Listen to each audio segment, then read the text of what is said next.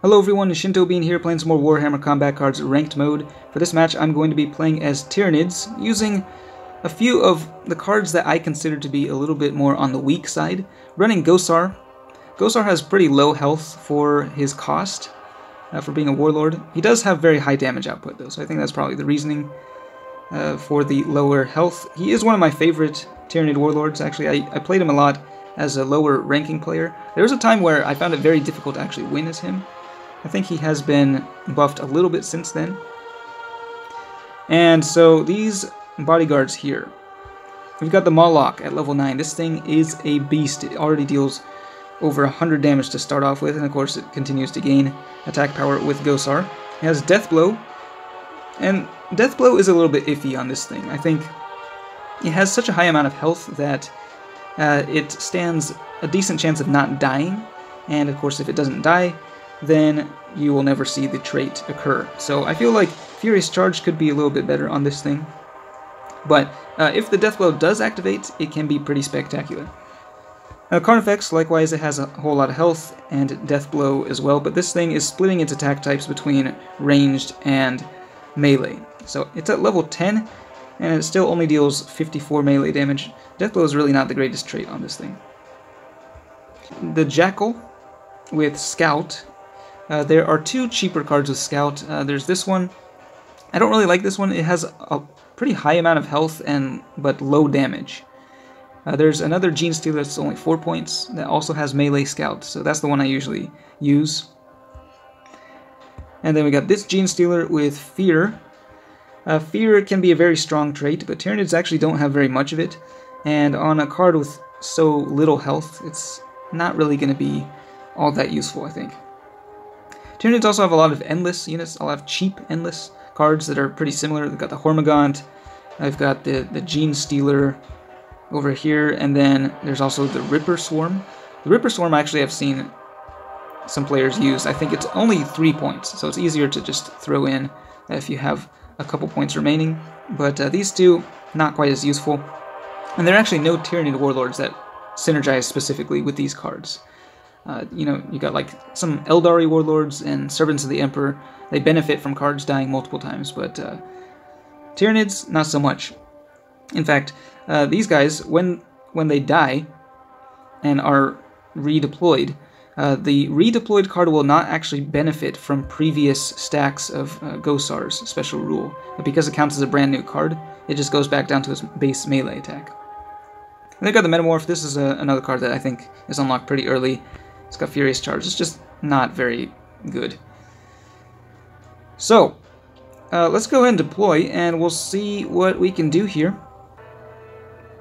And we are up against Chaos, led by Ahriman. Okay, so in this situation, if this is a Psychic deck, I don't think that the Carnifex will be very good. Now with these high health Deathblow units, the one, I suppose, kind of nice thing about them is that you can deploy them on the first turn without really worrying about them dying, because you do actually want them to die eventually. So putting down the Carnifex, and hopefully the Moloch will be available. There it is. Okay. Well, not too bad of a start, I suppose. I'll put the Moloch over on the left side.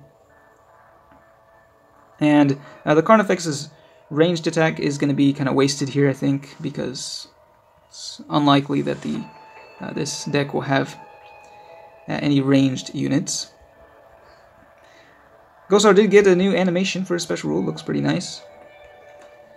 Alright, so let's see if we can take this guy down in one hit. He does get destroyed, and the Carnifex unable to kill off that small Psyker. Okay, Moonface coming to the field.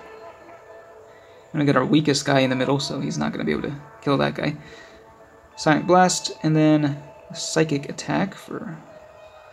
Came pretty close to killing the Jackal. Alright, time for melee attack number 2. And despite the healing from the Bolt of Change, that guy is going to be very dead. 112 damage from the Moloch.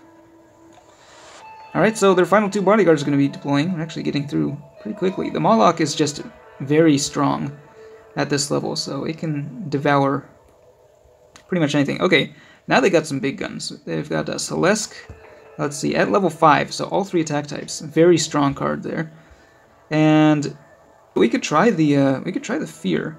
Although, you know, I think it's going to be the Lord of Change, probably. Unless it's the Keeper of Secrets.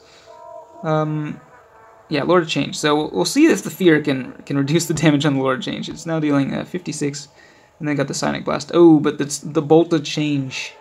There it is. So, I mean, I guess the Fear reduced the damage of the Psionic Blast at least. Alright, quite a bit of damage coming from these guys, and I think we're going to have to keep these guys in the same lane. And we'll go with one of these Endless cards, the Gene Stealer, against the Lord of Change, and we will go for the melee attack. The Moloch will be able to kill Moonface, bring out Ahriman, and let's see, this guy does 76, so yeah. The Carnifex will be dying next turn, possibly to the Psionic Blast. So that Deathblow will trigger, and the Moloch, it may or may not die. I think it actually probably will die before we get a chance to kill Ahriman. So, this should be pretty fun. Let's see how much damage they can do here.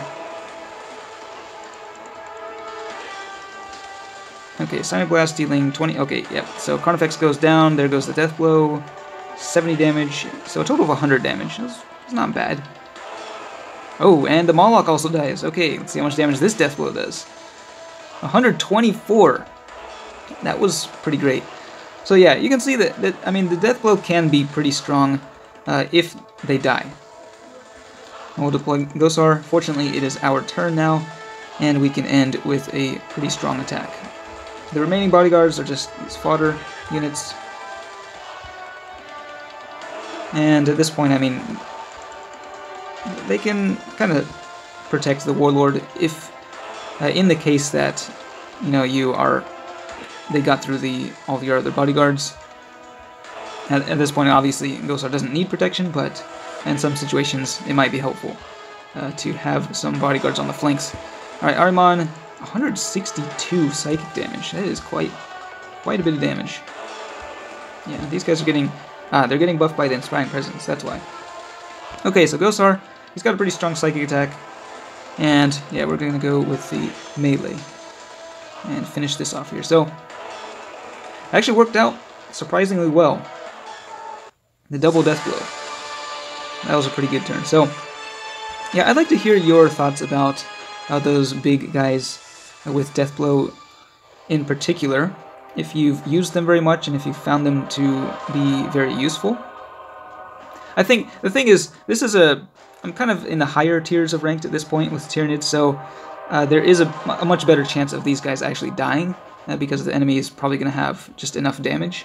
But if you're playing in the earlier stages of ranked, at the beginning of the season, against weaker decks, these guys are probably just never going to die. So, I think Deathblow is just, in general, better on things with slightly less health, but still have a really high melee attack damage. So let me know what you think about that, if you think some of these cards deserve a trait rework, or if they're good the way they are. But yeah, that's it for this one. Thanks for watching, and I will see you next time.